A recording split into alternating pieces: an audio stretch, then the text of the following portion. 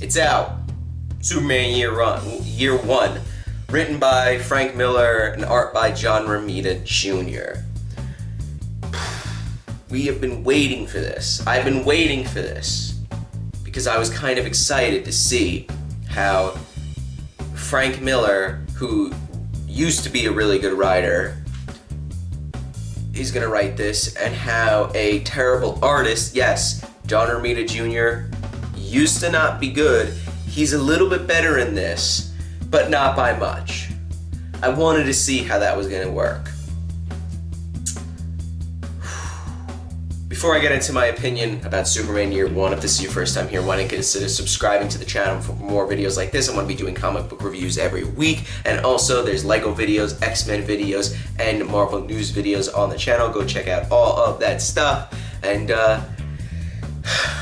yeah, let's talk about Superman Year 1. So this is the prestige-like format, magazine kind of format that Batman Damned was like, and it was $8 too, and it's a part of DC's Black Label line. So far we've had this, Batman Damned, Batman Last Night on Earth, and I think White Knight in the trade is now technically a Black Label title. I don't think it was when it first came out, but yeah. So this is the, third or fourth title under the Black Label line, and this is probably the worst one out of all of them. Batman Damned is good, but very weird, and we still don't know what's going on, and we've already had 2 out of 3 of the books.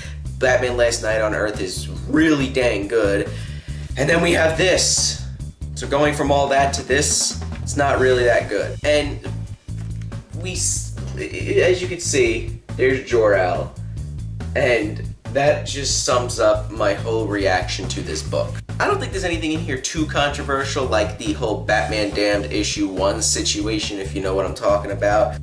It's just very weird. So this is the official origin for Superman. Kind of, not really. I'll explain why after I talk about what happens in this. But so we see Kal-El, he goes in the rocket ship, and we find out he actually, this is very important to the Superman, or the official Superman origin now, he actually has a do-rag for when he goes to Earth and in the rocket ship. He actually has a do-rag. That's very important to the Superman mythos, I have to say. I don't think that anything else is as important as that. Jonathan brings Kal to Martha, and they kind of act all nonchalantly about it, which is very weird. And they're kind of like, oh, he's jumping really high in the sky.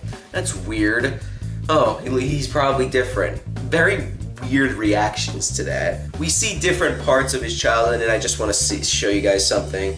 One of the things that is very weird in this, look at that. That's not proportionate at all. His head is too big there. Oh my god. His face also looks very weird there. I mean, and also here as well. I mean, look at his face here. Very weird. Basically, throughout this, we kind of see Kal or Clark going through different things in the beginning, like finding out he has some powers and whatnot, and he goes to his first day of high school. He makes friends with some weirdos, and there's some weird gang of kids that the teachers are scared of him, the police are scared, or oh, we don't know what to do. What? That doesn't make any sense. It's a gang of these troubled kids. What? So Clark goes through high school, and he's just, he makes friends with the weirdos, and they're like, oh yeah, these kids beat up, or were bullying this kid, so Clark intervened, and then now those kids are attacking Clark's friends, and they use a word in here. Frank uses a word in here. I was very surprised when he said that. It is a derogatory word for a Spanish person. I'm not going to say it. I'm not going to show it. If you read it, you'll know what I'm talking about.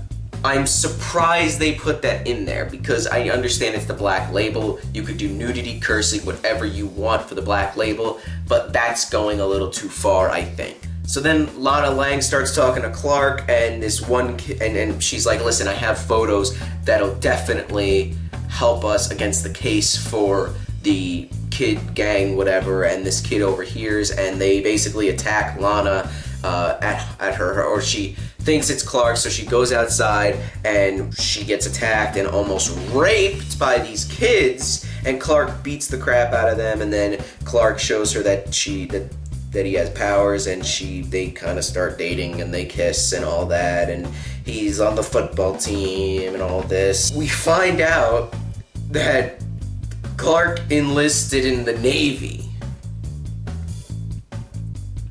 Clark enlisted in the Navy.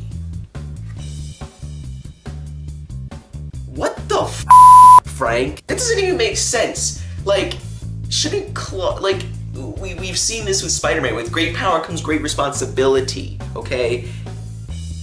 Shouldn't Clark know that doing that is wrong and is cheating, I guess, because he has powers? And also, can I just say, Frank's writing in this is very choppy and weird. The narration is very weird in this. The way that people talk is very weird, and it's like he tries to do like a kind of southern accent, I guess, but written down, it does not work. The art is very wonky in here. John Romita Jr., my dad does not like him at all because he ruined Daredevil for my dad back in the day, and that's why my dad stopped reading Daredevil. And I can understand why, because this was kind of not that good. And it's surprisingly big. It's $8, but there's a lot of story in here, but my only issue with that is it's not a good one, so I found myself like reading this and being like, when is this gonna end? I'm not even kidding. Like, I was like, when I was about halfway through, I'm like, this isn't over yet? I'm like,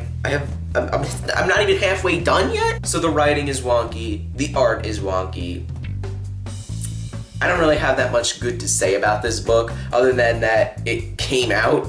That's pretty much it, and I don't even know if that's a good thing anyway. Honestly, I would have rather Frank Miller drawn this than John Romita Jr., but then again, this probably wouldn't have come out anyway if Frank drew this too. But yeah, I really have nothing else to say. If you want something bad to read, definitely read this. I just did not like this. I will be getting the rest of this. I believe it's going to be 3 books. I will be getting the rest of this just because why not, and it's kind of funny.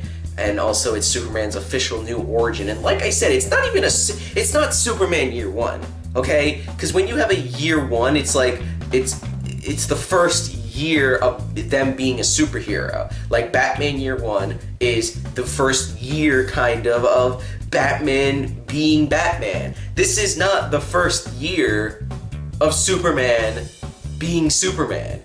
He's still Clark. He's not Superman yet. So how is this year 1? That just doesn't make any sense. But like I said, it's $8, but there is a lot of pages and a lot of story, but not a good one. And it's the Prestige magazine format. I really have nothing else to say about this. Let me know if you guys read it, and let me know down in the comments below what you thought of it, because I want to know what you guys think.